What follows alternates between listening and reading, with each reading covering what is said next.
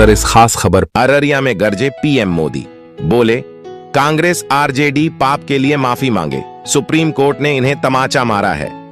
इस पर हमारे संवाददाता दिलीप यादव की रिपोर्ट। 22 दिनों में चौथी बार बिहार दौरे पर और 10 दिनों के अंदर दूसरी बार सीमांचल पहुंचे नरेंद्र मोदी ने अररिया के फारबिसगंज हवाई अड्डा मैदान से बिहार की जनता को संबोधित किया है। इससे पहले 16 अप्रैल को पीएम मोदी गया और पूर्णिया की रैली में शामिल हुए थे।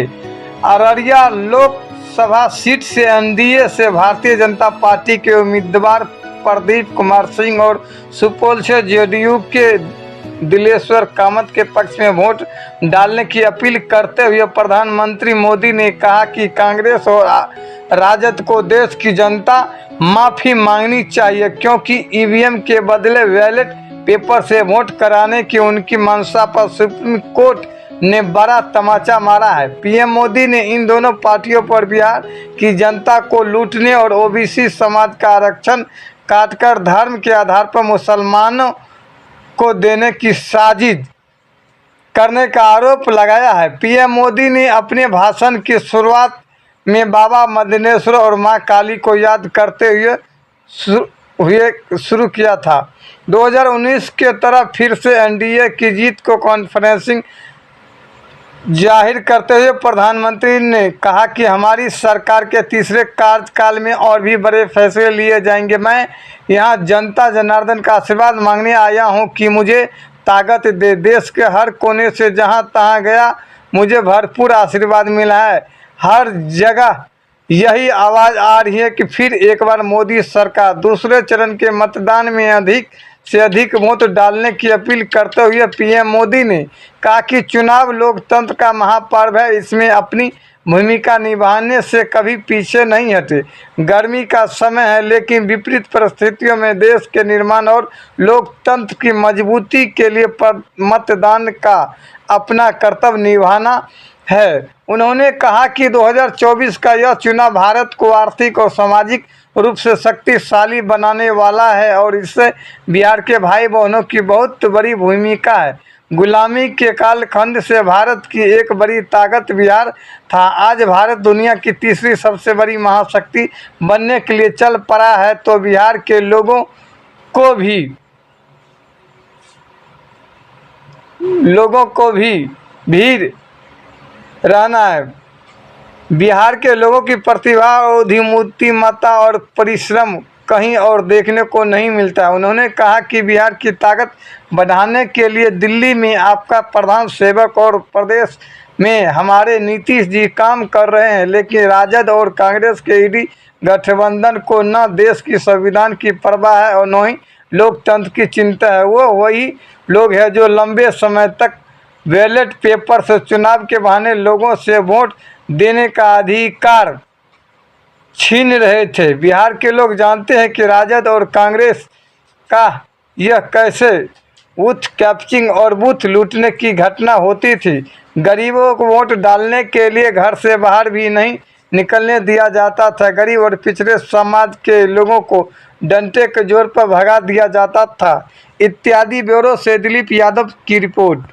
साथियों, तुष्टीकरण के दलदल में कांग्रेस आरजेडी जैसी पार्टियां इतनी धंस गई हैं कि उनके लिए संविधान कोई मायने नहीं रखता। संविधान की भावना मायने नहीं रखती, बाबा साहब आंबेडकर की बात मायने नहीं रखती। 2011 में जब दिल्ली में आरजेडी और कांग्रेस की सरकार थी, ये आरजेडी वाले सरकार में थे, तब उस समय के प्रधानमंत्री डॉक्टर मनमोहन सिंह जी की कैबिनेट ने ओबीसी आरक्षण का हिस्सा छीनकर, डाका डालकर धर्म के आधार पर वोट बैंक को आरक्षण देने की मंजूरी दे दी थी। उस समय जागरूक कोर्ट ने इन्हें ऐसा करने से रोक दिया था। बावजूद इसके ओबीसी कोटे से अपने वोट बैंक को आरक्षण देना सुप्रीम कोर्ट के मना करने के बाद भी इन्होंने घोषणा पत्र में रखा। साथियों, जब मैं कांग्रेस द्वारा सिर्फ मुसलमानों को प्राथमिकता दिए जाने की बात करता हूं, इंडी गठबंधन का भेदभावपूर्ण रवैया देश के सामने रखता हूं, तो कुछ लोग आग बबूला हो जाते हैं। उनकी पूरी इकोसिस्टम पिछले एक सप्ताह से मेरे बाल की खाल उधेड़ रही है, मेरे बाल नोच रही है।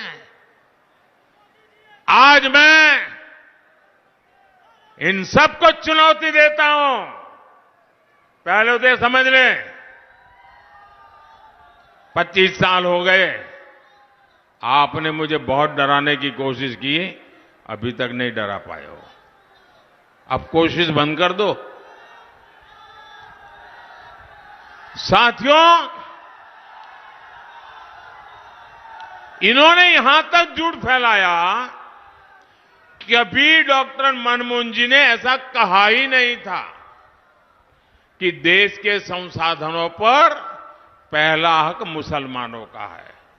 लेकिन साथियों, आज डॉक्टर मनमोहन सिंह जी का एक और पुराना वीडियो सामने आया है, जिसमें फिर से वो वही कह रहे हैं कि देश के संसाधनों पर पहला हक मुसलमानों का है।